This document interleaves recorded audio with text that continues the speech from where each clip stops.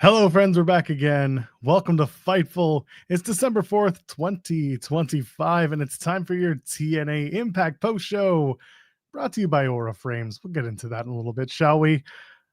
What a night. TNA has had a very interesting week. We have plenty to talk about. It's just me, Oos. It will be for the foreseeable future because, TNA is starting to show some signs of life.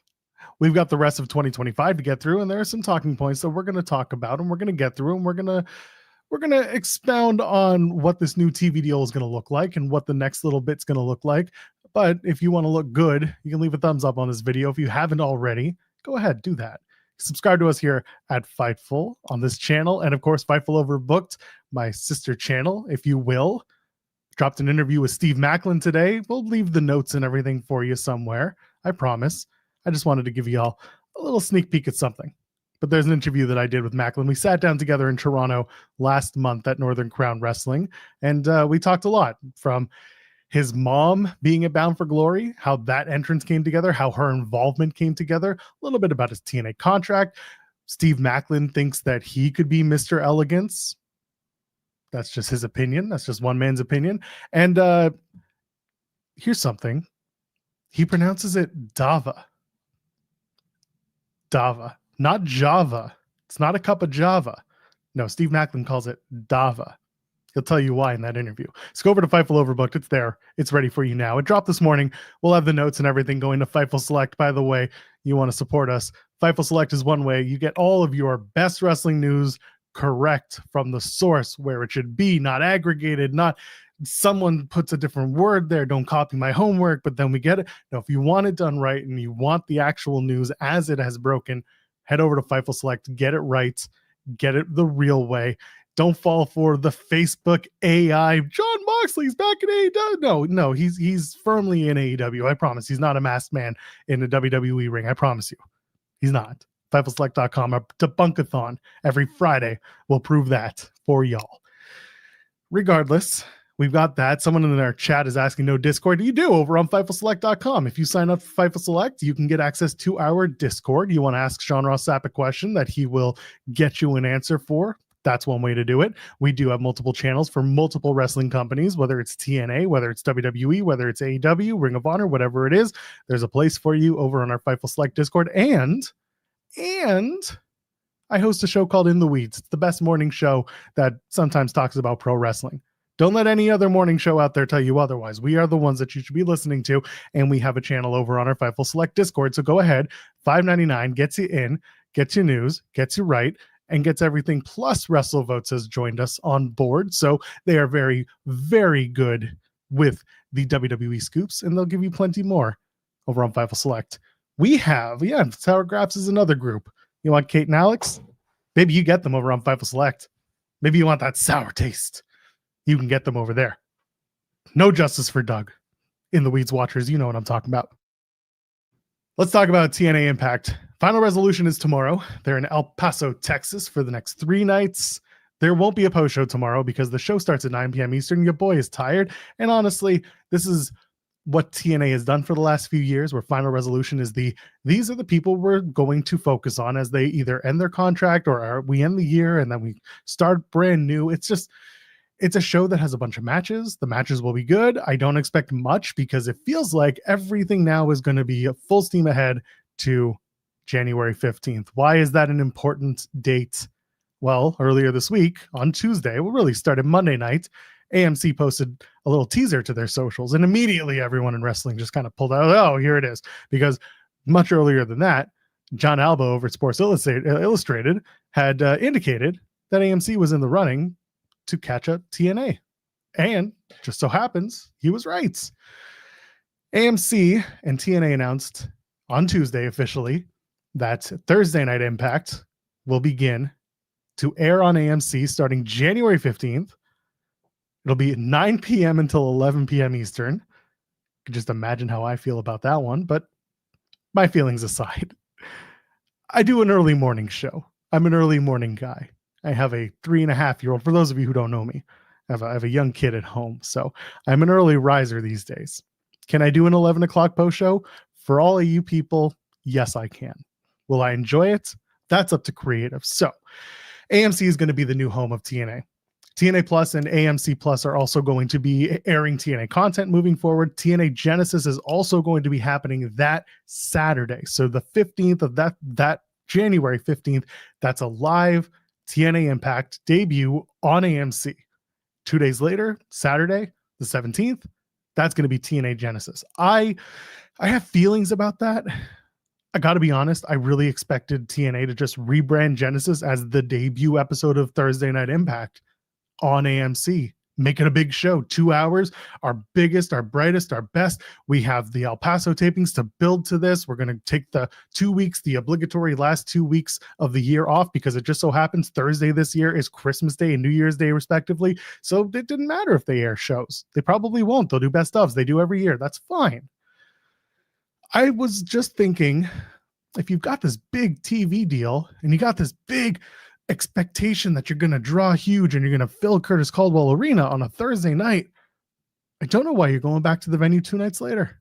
I understand there's a pay-per-view demand, but you don't exactly have the pay-per-view provider. I guess you get the numbers from people who order through TNA Plus or through Triller, however you get it, the ways that you get it, it does exist and that's fine. But if you're going to build to a huge show to debut on AMC, I'm a little confused as to what you're expecting people to get from your pay-per-view then. Hot angle, hold off on a couple matches. Very curious, because for a while, when our pal John and even Sean Ross Sapp, whenever we talk about it on our respective shows, there was just this feeling. Save it for the AMC debut. Santana wins his world title back. I don't think you can really do that so easily when 2 nights later you're going to have a pay-per-view, right? In the same building. I don't know how you're going to do it, and I don't know what their plan is. It's just the way it is. And we'll be watching, and we'll be following, and we'll be giving you your post-show, as we always do, for at least Impact and the pay-per-views. It's typically myself, Steven Jensen, our own Cresta Star, will most likely join us for the pay-per-view recaps, because why not? If she wants in, she can join. So we'll do that. By the way, get in your super chats.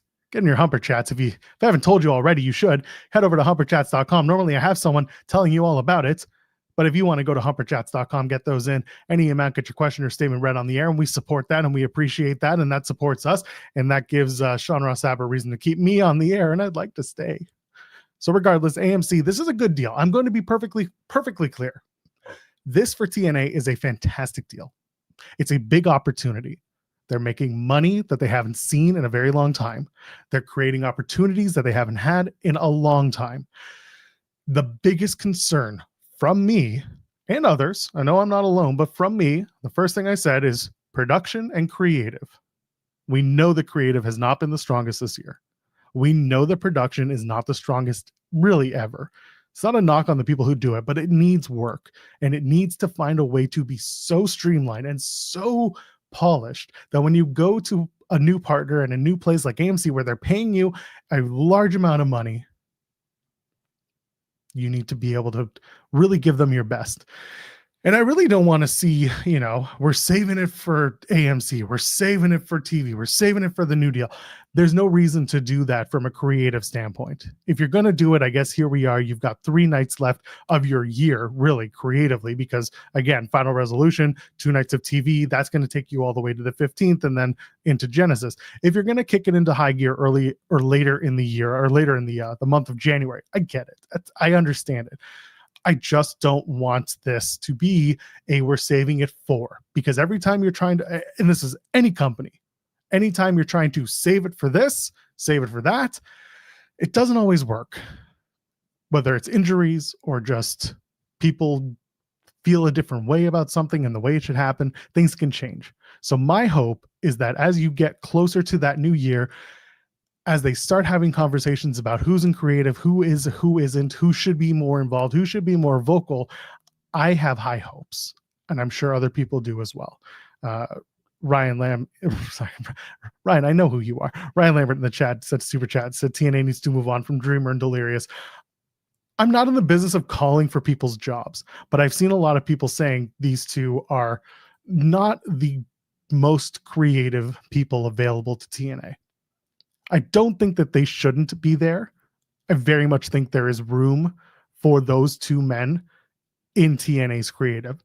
But I also think that a small creative team of maybe 4 people, 5 people, whoever it is, someone at the top who has TV production, proper storytelling, not wrestling story, the proper storytelling experience, production, and just a general know-how of television. Someone should be at the top, really holding on to that Bible and understanding what TNA is supposed to be from a presentational standpoint and a creative standpoint. And then 2 teams, one who's working on certain parts of creative, another one who's working on other parts of creative, and everyone meets. Someone has the final say, but those 4 to 5 people really come together and really put it together. And I don't think that the 2 people that Ryan's talking about, Dreamer and Delirious, I don't think they're the right people at the time, but that doesn't mean they can't be involved. There's place for them. But it's also not my call. So here I am. I can only say what I feel would go really far in TNA from a creative perspective. I don't know who it is. In 2025, the names of people who really have that acumen to really pick up the TV mantle for professional wrestling are very few. I know other people have talked about the Deadlock Boys. I know people have mentioned Jimmy Jacobs. I could tell you people have told me that they would love to see Jimmy Jacobs back. But again, Jimmy's fantastic. I don't know if Jimmy Jacobs wants a job like that. I don't know what his expectations are. Regardless, a creative director, not executive. I don't like the word executive. Someone who's going to run ship and run it tightly and really understand. Someone saying it's calling for me. I made the joke earlier. I said, Carlos, you fax me the contract and I'm there. Not sure it's going to be me. I don't think so. TNA knows that I'm a creative human being, but I don't know if they know that I would talk to them for the right conversation. But anyway, so this deal is big for TNA. I'm not going to say it's going to blow everyone out of the water, but I think this is an opportunity for them that they haven't had in a very long time. And I really hope they take advantage. More money means more for the wrestlers, means more opportunities to spotlight more wrestlers, to give more opportunities to the wrestlers you're trying to build. And I'm also going to remind everyone, like I do frequently with TNA, and I do it frequently, they are a company that as of right now, and that's going to change a little bit, they run 2 to 3 times a month. Not weekly, although they're trying to do more live than taped, according to Carlos Silva, as they start to build into this partnership with AMC. They want to do more live, and I get it, and I respect it. It does add to your costs and your overhead. But this is a company that typically doesn't do a lot of live in-person content throughout the month. Whereas AEW, for example, they are TV specific, but they are on, they're live Wednesdays. A lot of Saturdays they're live, or they're doing some sort of hybrid, whether it's a Thursday or whatever. They do more live in-person events than TNA, for example. So the money's different. WWE, completely different beast.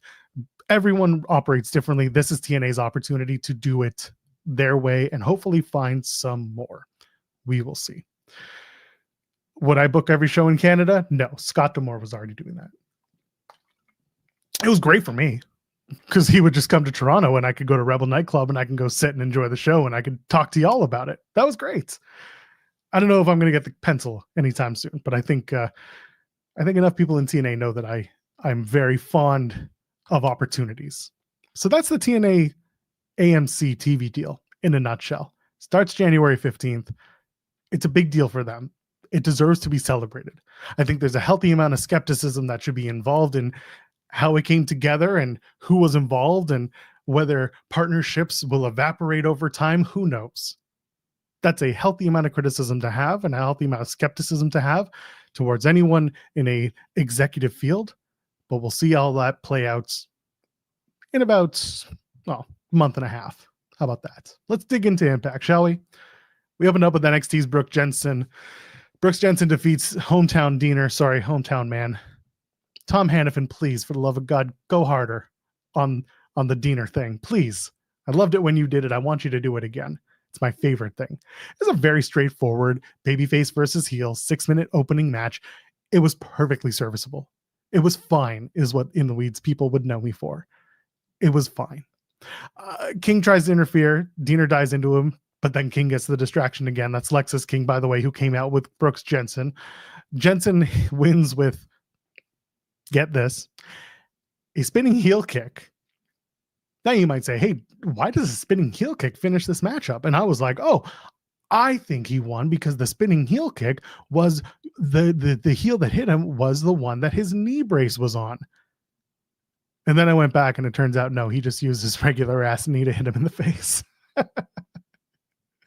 So Brooks Jensen wins with just a regular spinning heel kick and hometown Diener goes down. That's the thing about Diener, hometown man, is that the experience that he has, he knows how to do a match, especially a match like this. It's very straightforward. It's very good, but it's very paint by numbers wrestling. And for that, they get in, they get out, and no one's any sillier for having done it. Speaking of silly, by the way, the Rascals are backstage. They're in the treehouse, if you will. Rascals, they're in the treehouse. Trey Miguel pulls out his cell phone, and he's calling Zachary Wentz, and they're in the same room. And Wentz has a Hardy Boys ringtone because, of course, he does. And Trey doesn't recognize his own tag team partner because you get it, he's a stoner. And he's like, "Who's this guy? Who's this West dude? Who's this guy next to us?" And like, "That's Dez. That's Desmond Xavier. This is our guy. This is our dog." And I'm like, "No, this guy kicked me in the dick." And I'm like, "He certainly did." Anyway, the whole point of this segment was that they all get high and they talk about Order 4. In the opposite, they talk about Order 4 and then they get high. It's fine. Again, the Rascals, this is what they do. I'm really excited for the fact that the four of them are together, and it seems like they're getting those 4-man matches way out as fast as they can. And I don't know if that's because of contracts or just because they want to do them. Big fan of watching them take on teams like the System, which they did at Turning Point, and it was a great match. Big fan of them doing the Order 4 match tomorrow night. I think that's going to be a fantastic match. We saw Trey and Ali tonight. May as well just talk about that right now. Mustafa Ali does beat Trey in what was a fantastic match. These two guys, again, flip, flop, and fly their whole way around. Order 4 and the Rascals were banned from ringside, so that made the match a little bit more special because he didn't get another, messed up finish, which I appreciate. That was very funny that they said everyone's banned from ringside when then they did the injury report earlier in the night, and they're like, "Oh, Wentz and Dez, they aren't cleared because they got beat up by Agent Big Bill Zero." So it's fine. It's just, it's the problem of doing a taped show and trying to produce something as if it's live. Regardless, really, really solid match. Trey later on hits a destroyer on Ali, and Ali, who's so burnt from the rest of the match, he bridges out, goes up on his feet, and then collapses right on his face.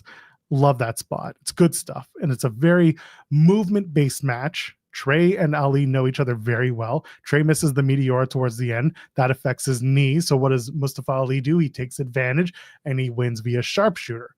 Again, such a good match. I do recommend, if I take one match from tonight, I think this might be the one that I would tell people to watch. The other one, believe it or not, is going to be the Knockouts #1 contendership match. We're going to talk about that in a little bit, but I thought Ali and Trey was great. I'm looking forward to Order 4 and the Rascals tomorrow night at Final Resolution. Again, Final Resolution looks like a show that will be a lot of fun to watch, but I don't have huge expectations from long-term storytelling points of view. But maybe you're a big Inspiration fan and they come out next. They basically say anyone wants a tag title shot, come out and get it. Victoria Crawford and Tessa Blanchard come out. They make a challenge for Final Resolution. And then Mila Moore comes out. Is it Mila or Mila? Again, there's two M-Y and M-I-L-A women on the roster. There's a Mila and a Mila. And I usually phonetically spell them out of my notes. Didn't tonight. Either way, Mila Moore, I think it's Mila for Mila Moore because she's bougie, right?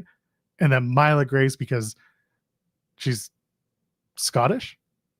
Anyway, Mila Moore attacks from behind. She takes out the Inspiration, and the Inspiration, then they get the upper hand. They take out Moore and Crawford, and apparently Tessa Blanchard can compete, so it'll be Crawford and Blanchard against the Inspiration for the Knockouts tag titles tomorrow.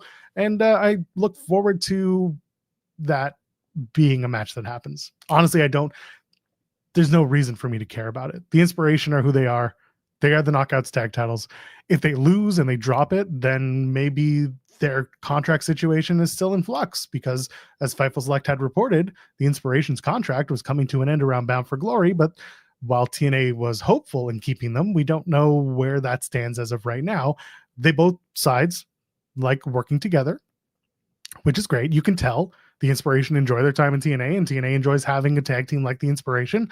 It's not like the Inspiration are knocking on doors anywhere else. So if they want to keep going, they'll keep going. And if they lose the tag titles, I think that might fuel a little bit of speculation. We'll see. We'll see. This was the other match that I was talking about, the Knockouts #1 contendership match. So Xia Brookside defeats Dani Luna. And I got to tell you, I've seen a lot of Dani Luna lately, which is hilarious because she's from the UK, but I've seen her a lot in Toronto. She wrestled at Northern Crown Wrestling recently, last month, where I did that interview with Steve Maclin. And then she also wrestled this past weekend at New Wave Wrestling. That's Jody Threat's wrestling school. Her and 5 other wrestlers have formed together to do a New Wave Wrestling Academy in Toronto. And I have to put it over. The show was really, really fantastic. I talked about it on In the Weeds on the main channel on Monday. I do highly recommend y'all check it out. But yeah, I've seen a lot of Dani, and there is such a build for her in this Knockouts division. You can do so much with her because she looks different. She's a fantastic wrestler, and she's got something about her that people just gravitate towards. And I thought the match with Xia Brookside was a good example of this because her and Xia really know each other well, not just because they worked on the British scene together for quite a long time, but just the difference in size. Xia is very small and Dani's very power heavy. So as a result, you've got these 2 women who very much complement each other in the ring. One's able to fly around, create the movement for the other, while the other one has these powerhouse Hosset style moves. And I thought that was really good stuff. So for Xia to be able to do her thing while Dani just looks like a badass was perfect. I thought it was a really solid match. The rebound blue thunder bomb that they went off the ropes on Xia Brookside from Dani Luna. Again, TNA made a huge rib pairing together Xia Brookside and the former Xia Li. Big rib on everyone who has to cover these shows. I swear to God. Anyway, the rebound blue thunderbomb off the ropes was really, really good stuff.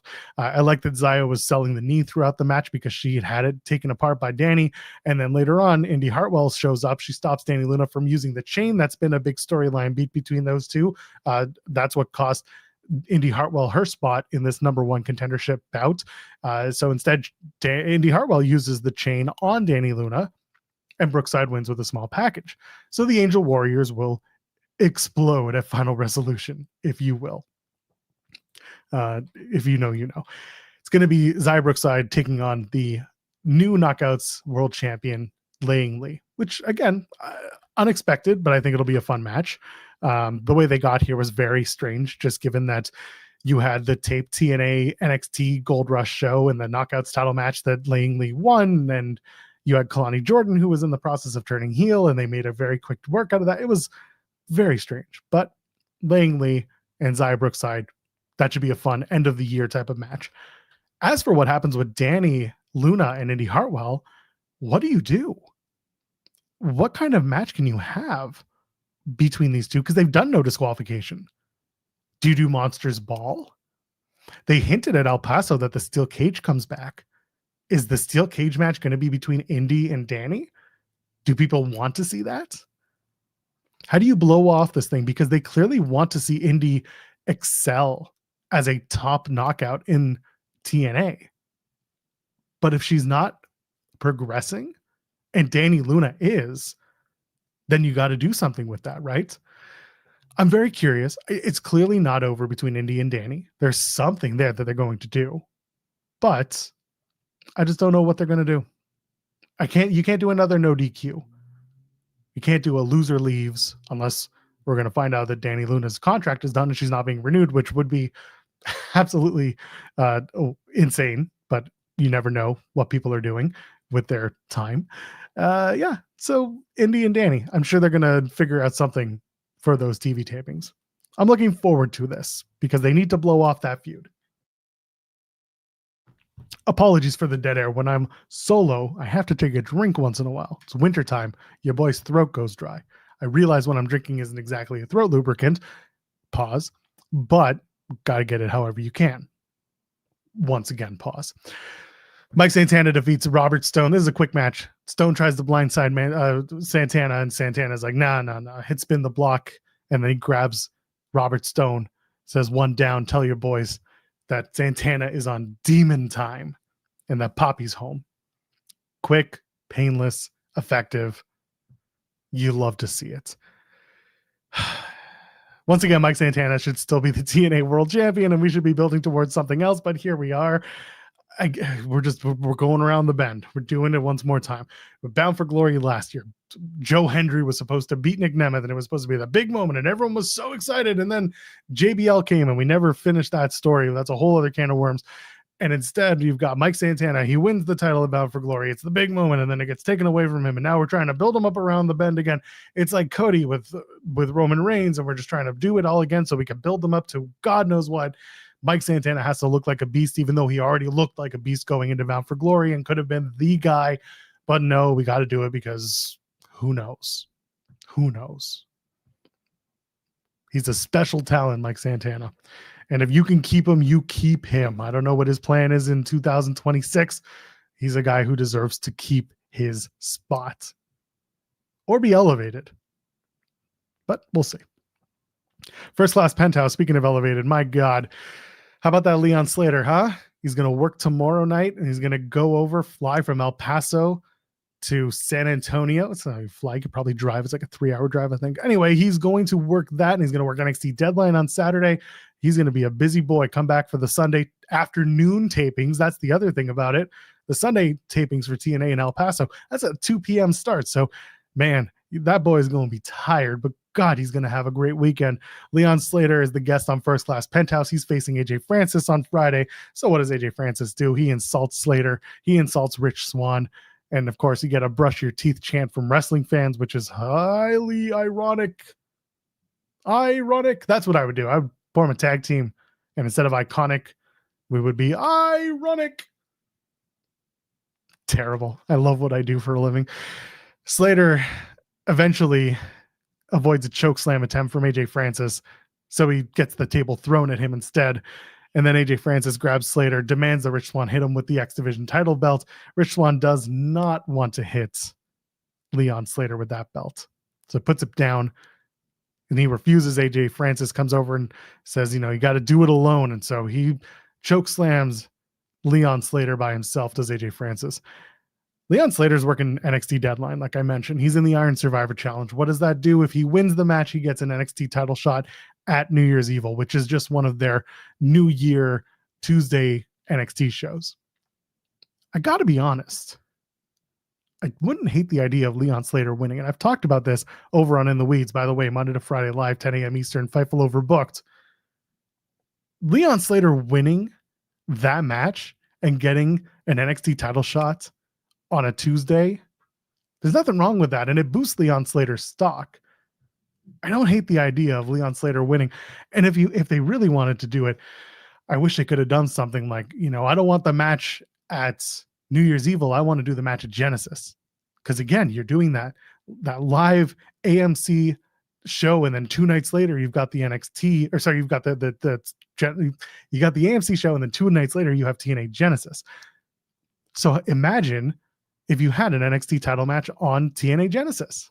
If this partnership's going to keep going, Leon Slater winning and getting that shot, that's one way to do it. So I posited the idea. I doubt it's going to happen. If it does, I'm going to take the biggest victory lap ever, because I've been talking about it for a week and saying it could happen. But Leon Slater being in that NXT Deadline match is great. AJ Francis, again, a guy that you continue to want to watch because he just keeps delivering. He keeps working his butt off. Underrated. Hope he sticks around. Someone's saying you're much more positive about TNA than I am. I'm trying to be, because I see what the talent is doing. I don't necessarily love the creative, but I'm trying to see what the talent is doing because the talent deserves to be shouted out. And that's what I hope more people try to do. From a business standpoint, TNA is getting some work done.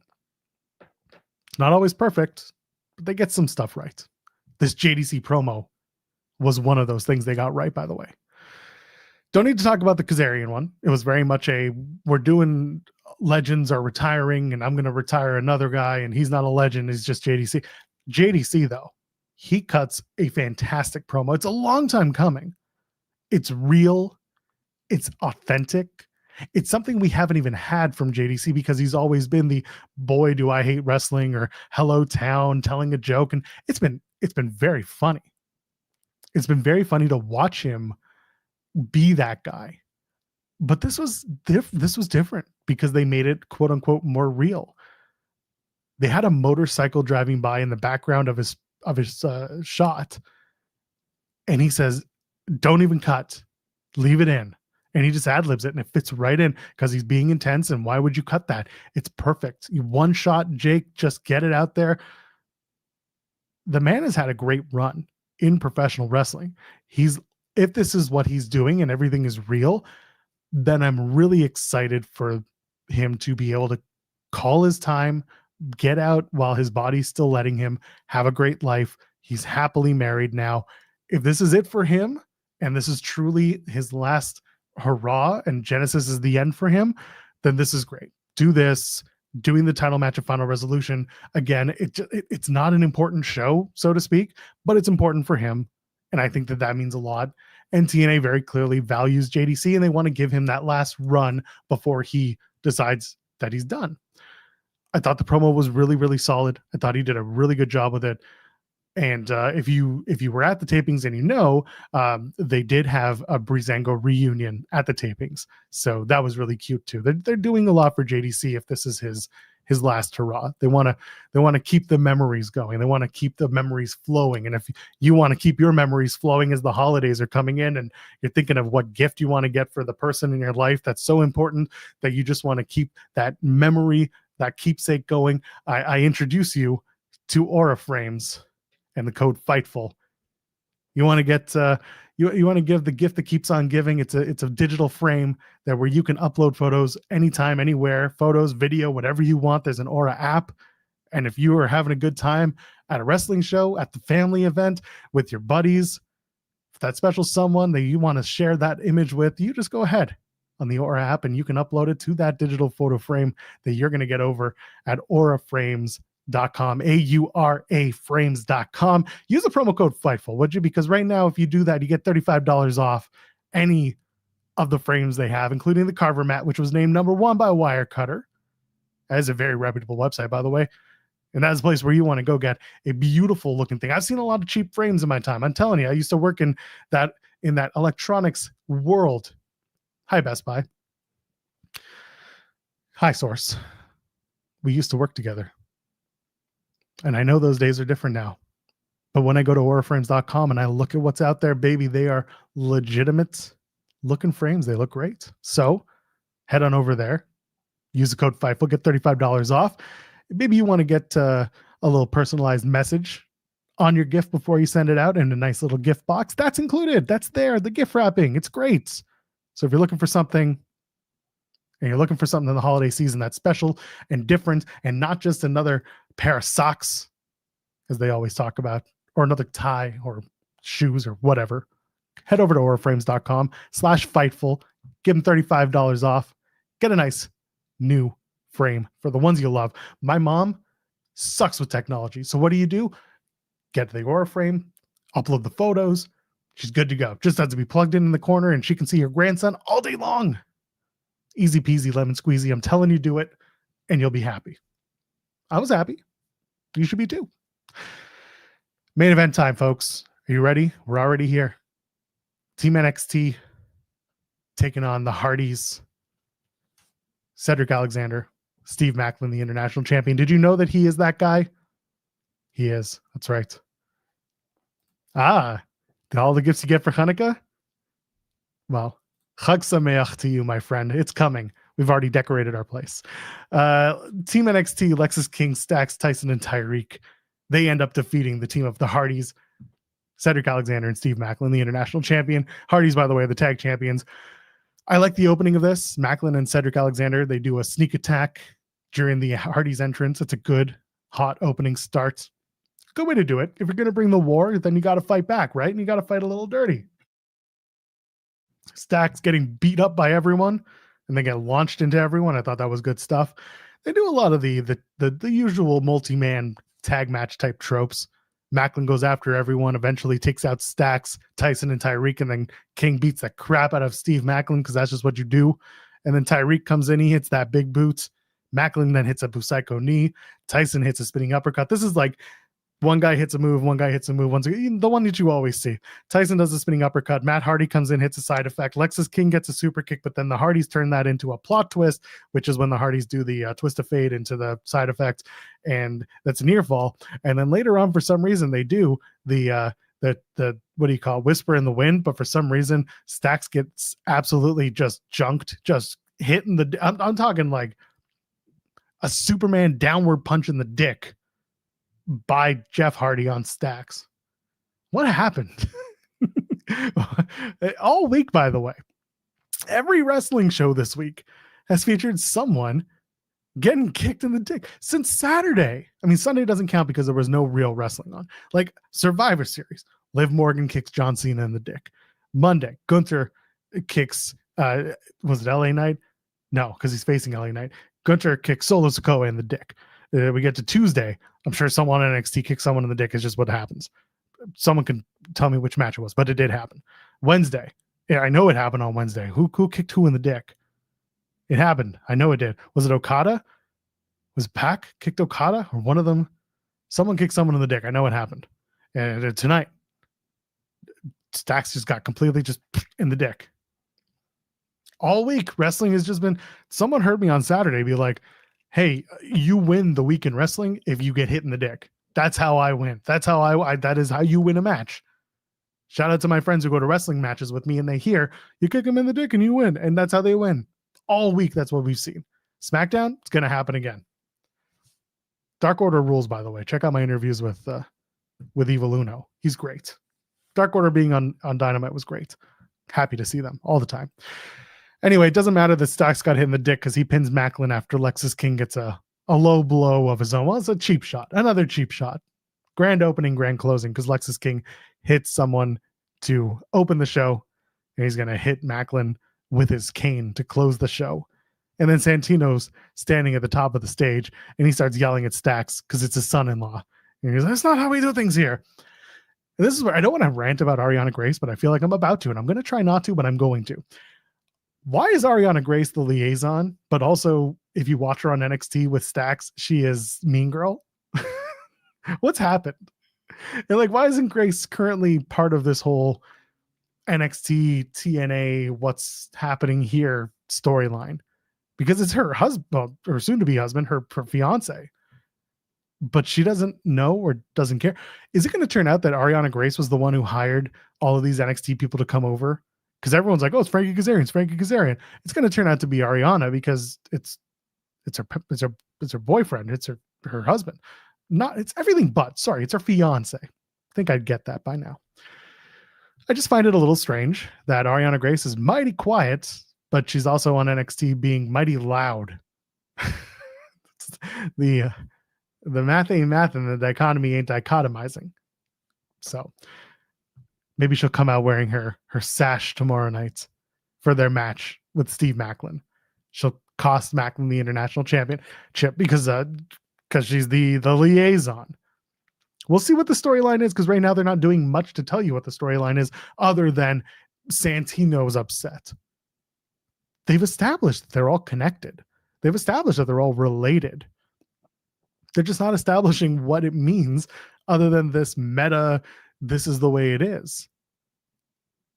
See Harlot saying she was acting shady when the guards weren't at the doors last week.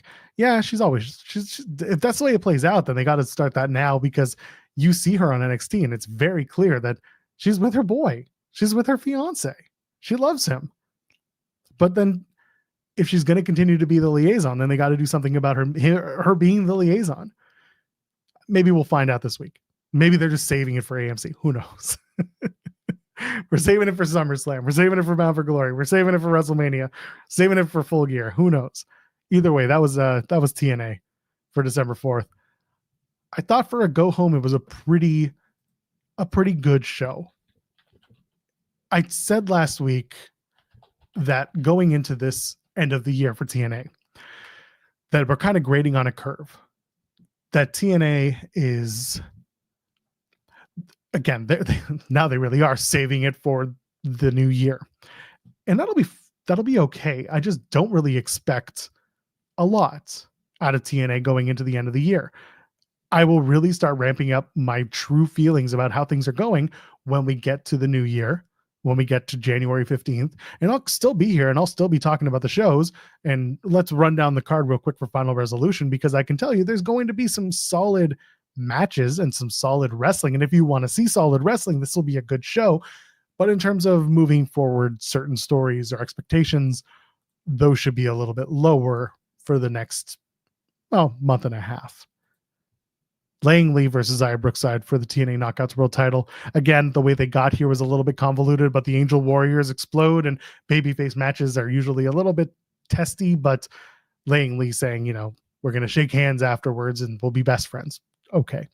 The Inspiration versus Tessa and Victoria for the Knockouts World Tag Team titles. Again, my ears will go up if the Inspiration drop the tag titles to Tessa and Victoria. But again, if they don't, then maybe there's some good news on their contract front, and we'll find out soon enough. The X Division Championship, Leon Slater versus AJ Francis. Do not sleep on this match. Do not sleep on what AJ Francis can do. Do not sleep on what Leon Slater can do. Everybody knows that. These two men are so just different. The juxtaposition in styles could actually turn out to be a fantastic match. AJ really knows how to work. Watch his matches with BDE. We saw one a couple weeks ago on Turning Point. Watch this one, because these are similar builds with Leon Slater and BDE, and you'll see the kind of movement AJ creates for a guy like Leon Slater, who will whip, whap, fly around him and get it done. This may be a really good match that's a sleeper hit. Mike Santana versus Charlie Dempsey, NXT match. The Hardys take on High Rise, team of Tyson, Dupont, and Tyriek Igwe. Stone will be with them, and I assume the Hardys are going to win. Be very strange to have Tyson and Tyriek, though at one point I did say I thought Tyson and Tyriek would be the ones to win the NXT tag titles and then drop it to the Hardys, and that the Hardys would be the first ones in the crossover to win some sort of NXT gold at the time, but then it turned out to not be that way. They were high on High Rise until they weren't. So I don't know what this will bring. I think the Hardys will just win, get the Hardys on the card. People in El Paso will be excited. Mance Warner versus Matt Cardona. They did nothing tonight to prepare you for this match. It's a street fight. I really think that these two are going to tear it up. They always have on the indies. They've done it on TNA as well. Looking forward to this. Steph DeLander with a brick in her purse. Perfect. Thank you, Missy Hyatt, for the house. Steve Maclin versus Stax. If Stax wins, I would just laugh. I'd spend 20 minutes just laughing on stream at this. But we'll see what that looks like. Rascals take on Order 4. This is the match that people should be really looking forward to and really excited to see. Again, if you're going to watch for wrestling, this is one of those matches. Pre-show matches, Eric Young versus Cedric Alexander. Again, they're building to something with Eric Young, but they just haven't done anything because it feels like they're just saving it for the big show. And if that's the case, then here we are. And I don't know if this is the main event, but it is the TNA World Title match, and that's Frankie Kazarian defending against JDC. And they've done a good job of hyping JDC as a contender, as someone who's going after the title. No one expects him to win. I don't expect the shock. It would be fun, but I doubt it. I don't know which match ends this show, because nothing here screams the main event. You could make arguments for really none of them, because none of them are big enough. Sorry, I'm just being honest. The world title being on last makes the most sense. But if there's a match, maybe it's the Hardys, because it's the Hardys. They are the top draw, despite what anyone will tell you. But there's nothing else on this card that screams this has got to be the one. So we'll see. It's a plus show. I don't call it a pay-per-view. I don't call it a PLE. I usually call them plus specials, because that's what they are. You can watch them on TNA Plus. And also, like, they have spent every single month giving you a free promo code to watch these shows. You can watch them for free on TNA Plus Live. So it's on you if you decide not to. What you do with your time is up to you. This weekend, SmackDown, Final Battle, and Final Resolution are on at the same time. So you could choose which one of those three. And then you've got Deadline on Saturday, and then Sunday is kind of your own thing. So it's a show. It's a show that I could probably watch after the fact.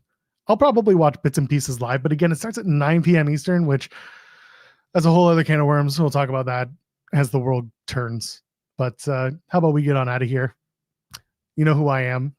I'm live Monday, Wednesdays, and Fridays. I host In the Weeds over on Fightful Overbooked. That's our morning show, 10 a.m. Eastern. Myself, Jeremy Lambert. SP3 hosts on Tuesdays and Thursdays with Jeremy, talking about the world of wrestling, talking about everything in our lives, talking about what you want to talk about. We get there eventually. We do it on our own terms, but we do it with you, and we do it because it's the best morning show that sometimes talks about wrestling. So as you head home and as you say goodnight, you should leave a thumbs up on this video. Tell your friends that TNA might just be okay. It's going to take some time, but we might get there. This is our group. This is where we all huddle up, and sometimes we say nice things, but if they really shit the bed, then we really talk about it. So until then, ladies and gentlemen, friends beyond the binary, we'll see you in the next one. Cheers.